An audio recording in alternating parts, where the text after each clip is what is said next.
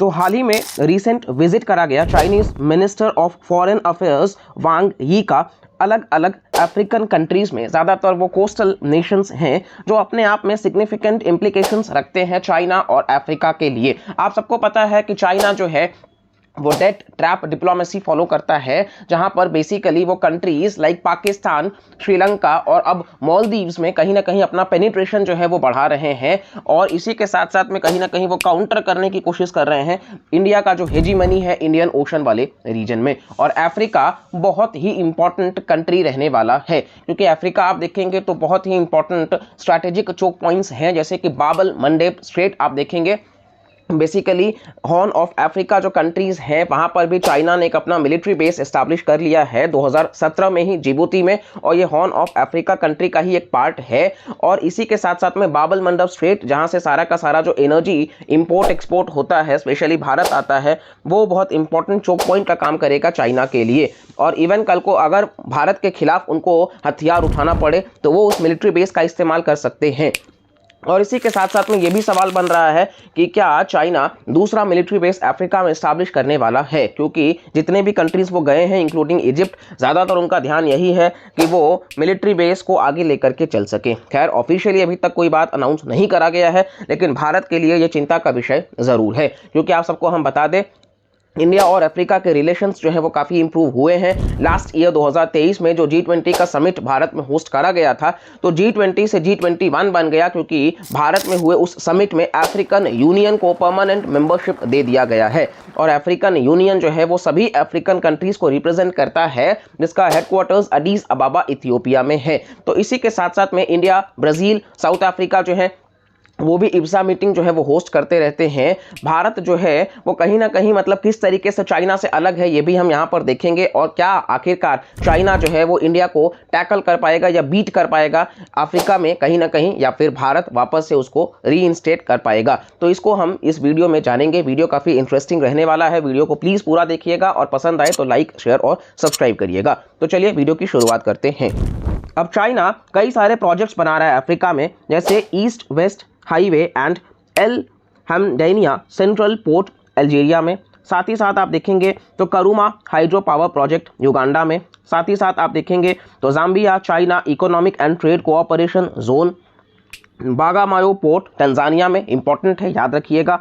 African Union conference centre Ethiopia में, grand Ethiopian renaissance dam again Ethiopia में ही, Lekki deep sea port Nigeria में, और Mombasa Nairobi standard gauge railway Kenya में। आपको ये सब ध्यान नहीं रखना है, लेकिन आपको ध्यान रखना है कि ये किस लोकेशंस पर है। धीरे धीरे पूरा का पूरा अफ्रीका में चाइना जो है वो किस तरीके से अपना डोमिनेंस को बढ़ा रहा है। और आप कहोगे कि चाइना का ऑब्जेक्टिव क्या है इसके पीछे, क्या अफ्रीका लीस्ट डेवलप्ड कंट्री का पार्ट है तो अफ्रीका के ग्रोथ के लिए चाइना कर रहा है? The answer is no. क्योंकि आप देखेंगे हिस्ट्री में आपको हम लेकर के चलें तो 2005 में जब डेमोक्रेटिक रिपब्लिक ऑफ कॉन्गो में कहीं ना कहीं मिलिट्री कू हुए हैं। देखिए हम सबको पता है कि अफ्रीका में सबसे ज़्यादा मिलिट्री कू हुए हैं, और इसमें कहीं ना कहीं आप देखेंगे उस वक्त क्या हुआ कि मिलिट्री कू जो हुई, यानी कि जो डेमोक्रेटिकली इलेक्टेड गवर्नमेंट थी उसको मिलिट्री ने पीसफुली हटा दिया। तो वहां पर कहीं ना कहीं बहुत सारे चैलेंजेस निकल करके आए, और वहीं पर आप देखेंगे तो चाइना ने जो है वो उसका फायदा उठाया, और चाइना एक एग्रीमेंट साइन करता है कि भाई हम आपका हेल्प करेंगे, आपके लोगों को रोजगार देंगे, आप बेसिकली जो मिनरल्स है आपके यहाँ पर वो हमें अलाउ करिए। और कोबाल्ट जो है वो दुनिया का सबसे ज़्यादा वहीं पर आपको देखने को मिलेगा, और कोबाल्ट जो है आज चाइना एक्सपोर्ट करने में टॉप पर है, क्योंकि चाइना के पास में प्रोसेसिंग से लेकर के रिफाइनिंग तक का इंडस्ट्री बहुत बेहतर है, और चाइना ने इस मौके को भुनाया।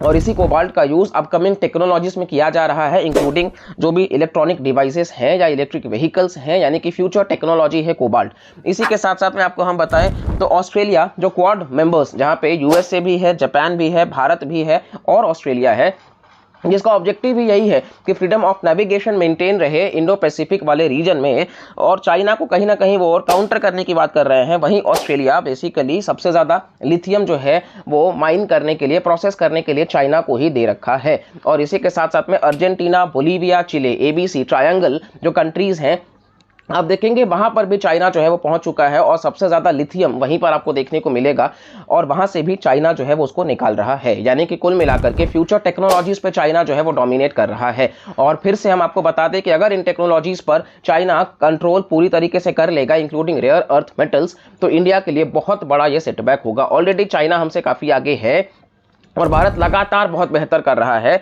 लेकिन आपको हम बता दें कि ये वो टेक्नोलॉजीज हैं जहां पर चाइना कंट्रोल करने के बाद में और वो बहुत आगे निकल चुका है। बिल्कुल हम यहाँ पे स्टैंड भी नहीं करते हैं। ऑनेस्टली अगर आप लोग को हम बताएं, हमें बहुत कुछ करने की ज़रूरत है, लेकिन स्टिल अगर हम यहाँ पर पीछे रह गए तो ये बहुत बड़ा चिंता होगा। इसलिए अफ्रीका बहुत इंपॉर्टेंट है। तो चलिए अब हम देखते हैं कि बेसिकली चाइना का ऑब्जेक्टिव क्या है। तो आपको हम बता दें कि कोबाल्ट, लिथियम और रेयर अर्थ एलिमेंट्स हमने डिस्कस कर लिया है। साथ ही साथ में काफ़ी इंपॉर्टेंट ट्रेड रूट्स हैं तो इंपोर्ट और एक्सपोर्ट के लिए। साथ ही साथ वो अफ्रीका का सपोर्ट भी चाहेंगे ताइवान को भविष्य में लेने के लिए, और साउथ चाइना सी में जो उनका डिस्प्यूटेड टेरिटरीज है जो बेसिकली फिलीपींस और बाकी जो साउथ ईस्ट एशियन नेशंस हैं उनका है, एक्चुअली में वियतनाम वगैरह का, लेकिन बेसिकली चाइना ही क्लेम करता है कि साउथ चाइना सी जो है उसमें स्कारबोरो शोल हो, स्प्रैटली आइलैंड्स हो, वो चाइना को ही बिलोंग करते हैं। और इसी के साथ साथ में मिलिट्री प्रेजेंस आपको हम बता दिए। इसी के साथ साथ में बेसिकली आप देखेंगे तो अपना डिप्लोमेटिक स्ट्रैटेजिक इन्फ्लुएंस को भी बढ़ाना चाहते हैं। तो चलिए अब हम हिस्टोरिकल बैकग्राउंड देख लेते हैं सीनो अफ्रीकन रिलेशंस का। तो साल 1950 से 1970 तक चाइना ने सपोर्ट करा African liberation movements against colonialism, और चाइना इनिशियली फेस करा इंटरनेशनल आइसोलेशन और इस वजह से कॉमन ग्राउंड बन गया अफ्रीकन नेशंस के साथ में, क्योंकि कोलोनियलिज्म मतलब कि जो रूल करके गए हैं उनके खिलाफ आवाज उठाना। और इसी के साथ साथ में 1980 से 90 के दशक में आप देखेंगे तो चाइना गो आउट पॉलिसी ने लॉन्च करा, जो एनकरेज करता है इकोनॉमिक एंगेजमेंट अफ्रीका के साथ में कि चाइना से बाहर निकलो और व्यापार को बढ़ाओ। और चाइना ने प्रोवाइड किया डेट रिलीफ और डेवलपमेंट एड अफ्रीकन नेशंस को। और 2000 से लेकर के अभी तक की बात कर लेते हैं तो forum on China Africa cooperation जो है वो की प्लेटफॉर्म बन गया है, जो डीपेन कर रहा है इकोनॉमिक और पॉलिटिकल रिलेशंस। इसी के साथ साथ में belt and road initiative projects जो BRI है वो भी अफ्रीका में एक्सपैंड करा गया है। और चाइना जो है वो बन करके आया है अफ्रीका का लार्जेस्ट ट्रेड पार्टनर, जो फिर से एक कहीं ना कहीं क्वेश्चन रेस कर रहा है, क्योंकि व्यापार जहां पर इन्वॉल्व हो जाता है बहुत हद तक निर्भरता जो है वो उस कंट्री पर हो जाती है। अब इस पर अफ्रीका पर क्या इंपैक्ट पड़ेगा, चलिए इसको हम डिस्कस कर लेते हैं। तो अगर हम पॉजिटिव्स की बात कर लेते हैं अफ्रीका के लिए, तो देखिए इन्वेस्टमेंट बढ़ेगा, ट्रेड और इंफ्रास्ट्रक्चर डेवलपमेंट बढ़ेगा। चाइना इंपोर्ट जो है वो सस्ता करने की वजह से कहीं ना कहीं अफ्रीकन एक्सपोर्ट्स मार्केट्स में बढ़ेंगे। Job creation particularly infrastructure sector में देखने को मिलेगा। इसी के साथ साथ में एजुकेशन और हेल्थ पर भी बात करा जाएगा। लेकिन नेगेटिव्स बहुत ज़्यादा हैं, जैसे कि आपको हम बता दें ये अनसस्टेनेबल डेट जो है वो चाइनीज़ लोन्स कहीं ना कहीं प्रॉब्लम क्रिएट करेंगे आगे चल करके। फिस्कल ऑटोनॉमी जो है बेसिकली यानी कि जो रेवेन्यू और एक्सपेंडिचर है उसमें बहुत बड़ा टेंशन आ जाएगा। साथ ही साथ में आप देखेंगे तो लोकल्स को डिस्प्लेस कर दिया जाएगा, जैसे कि हमने देखा है कि किस तरीके से पाकिस्तान में बेसिकली आप देखेंगे कि बलूचिस्तान के लोग जो हैं वो चाइनीज़ अथॉरिटीज़ के खिलाफ आवाज़ उठा रहे हैं। सीपेक किस तरीके से एक फेल्ड प्रोजेक्ट है, तो ये भी एक अपने आप में आवाज़ बनता है। साथ ही साथ में ज़्यादातर चाइना खुद का ही कंपनी खुद के ही वर्कर्स को लाता है, तो बहुत हम क्लियरली नहीं कह सकते हैं कि किस तरीके से चीज़ें चलेंगी। तो ये कहीं ना कहीं बहुत बड़ा प्रॉब्लम है, क्योंकि भारत और चाइना में यही फ़र्क है। हम हमेशा से जो है वो वसुदैव कुटुंबकम के हिसाब से हम किसी भी कंट्री में अगर हम इन्वेस्टमेंट करते हैं तो हम सॉफ्ट पावर को प्रमोट करते हैं कि वहाँ कहीं ना कहीं हम रिस्टोर कर सके डेमोक्रेसी को, एजुकेशन बेहतर दे सके, हेल्थ हम बेहतर दे सके, अगर पीने के लिए साफ पानी नहीं है तो उस पर हम ध्यान दे सके, और साथ ही साथ में रोजगार की भी हम बात करते हैं तो लॉन्ग टर्म और सस्टेनेबल। और ये चाइना ठीक उल्टा है, क्योंकि चाइना जो है वो अक्सर मौके ढूंढता है और उसके हिसाब से वो इन्वेस्टमेंट करता है। और इन्वेस्टमेंट नहीं, दरअसल कहीं ना कहीं आप कह सकते हैं कि उस कंट्री को खरीदने की कोशिश करता है, ताकि बेसिकली लॉन्ग टर्म में वो चाइना का ही हिस्सा बन के रह जाए। तो ये एक्सपेंशन जो है वो चाइना का एक स्ट्रैटेजी बन चुका है। तो भारत ऐसा क्या अलग कर सकता है? सबसे पहला बात है, भारत लाइन ऑफ क्रेडिट को प्रमोट करता है कि जो चीप लोन्स हैं उसको दिए जा सके, ताकि इंफ्रास्ट्रक्चर डेवलपमेंट किया जा सके लॉन्ग टर्म में। साथ ही साथ में भारत अलग अलग कंट्रीज के साथ में मिल करके काम कर रहा है, जैसे कि जापान के साथ मिल करके हम एशिया अफ्रीका ग्रोथ कॉरिडोर पे काम कर रहे हैं।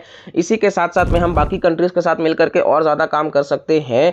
साथ ही साथ आप देखेंगे तो इंडिया लगातार जो है वो खुद अपने आप को आत्मनिर्भर भारत के तहत काफ़ी सेल्फ रिलायंट बना रहा है, तो हम डिफेंस में भी अफ्रीका को जोड़ सकते हैं। और कहीं ना कहीं बहुत इंपॉर्टेंट बात यह है कि पायरेसी वगैरह जो होता है उन चीज़ों को हम कंट्रोल कर सकें, टैकल कर सकें। और साथ ही साथ में आप देखेंगे तो हिंदू पॉपुलेशन जो है वो बहुत बड़ा है अफ्रीका में, तो ये भी कहीं ना कहीं कल्चरल डायस्पोरा जो है वो बहुत इंपॉर्टेंट है। तो इस तरीके से चीज़ों को कनेक्ट रखने की ज़रूरत है। साथ ही साथ में हमें अवेयरनेस भी दिखाने की ज़रूरत है कि किस तरीके से चाइनीज़ प्रोजेक्ट्स हमेशा से अनसस्टेनेबल रहे हैं, तो ये कंट्रीज़ को फर्दर अपडेट करने की ज़रूरत है। और अफ्रीका अपने आप में बहुत ही बड़ा समूह है देशों का, तो उनका सपोर्ट हमेशा से भारत के लिए रहा है, यूएन के परमानेंट सीट का भी। तो अफ्रीका और इंडिया के रिलेशंस जो हैं वो चाइना के आने से बहुत ज़्यादा तो नहीं बदल जाएंगे। हालांकि हमें भी कहीं ना कहीं अपने जो मूवमेंट है उसको उस तरीके से लेकर के चलना है कि हम बहुत बेहतर कर सके। तो ये पूरा का पूरा आपको देखने को मिलेगा इस वीडियो से। रही बात मिलिट्री बेसिस की, तो भारत भी कहीं ना कहीं आप देखेंगे तो ओमान का डकम पोर्ट हो या फिर आप बेसिकली देखेंगे आगा लेगा हो, मॉरिशियस में, हर जगह भारत भी अपना कंट्रोल बना रहा है। और हम चाइना को टैकल करने के लिए भारत के ही लक्षद्वीप और अंडमान एंड निकोबार में भी हम किस तरीके से मिलिट्री बेसेस एस्टैब्लिश कर रहे हैं ताकि हम टैकल कर सके चाइना का जो हेजीमनी है आसपास के रीजन्स में। और इन कंट्रीज पे हम भरोसा दे सके कि चाइना जो है वो बहुत बड़ा सुपर पावर नहीं है, क्योंकि इंडिया जो है वो टक्कर देने के बराबर है। और इस तरीके से कहीं ना कहीं उन कंट्रीज को भी भरोसा होगा, क्योंकि ये बहुत इंपॉर्टेंट है। जैसे आज गल्फ कंट्रीज जो हैं वो धीरे धीरे अब स्विच कर रहे हैं चाइना से इंडिया के तरफ में, बाकी नेशंस भी चाइना से इंडिया के तरफ में स्विच कर रहे हैं। तो ये विश्वास जो है वो बहुत ज़रूरी है। तो इसी के साथ में हम आगे बढ़ते हैं और इस वीडियो को फिलहाल के लिए हम यहीं एंड करते हैं। और आई होप कि आपको इस वीडियो से काफ़ी इंटरेस्टिंग इन्फॉर्मेशन देखने को मिला होगा। अगर वीडियो आपको पसंद आया होगा तो प्लीज़ लाइक करिएगा, चैनल को सब्सक्राइब करिएगा, कमेंट करके भी ज़रूर बताइएगा और मैक्सिमम लोगों तक वीडियो को शेयर करिएगा। वीडियोस प्लीज़ पूरा देखा करिए ताकि आपको भी अनबायस तरीके से इन्फॉर्मेशन मिल सके और काफ़ी कुछ आपको नया जानने को मिल सके। और प्लीज़ आप में से बहुत सारे लोग हैं जो चैनल को सब्सक्राइब नहीं करते हैं, तो आप सबसे रिक्वेस्ट है कि चैनल पर बहुत इंटरेस्टिंग वीडियोस आने वाले हैं, तो प्लीज़ सब्सक्राइब करके जुड़े रहिए। आपके हिसाब से भी कोई टॉपिक है तो आप सुझाव दे सकते हैं। तो चलिए मिलते हैं अगले वीडियो में, तब तक के लिए bye bye, take care and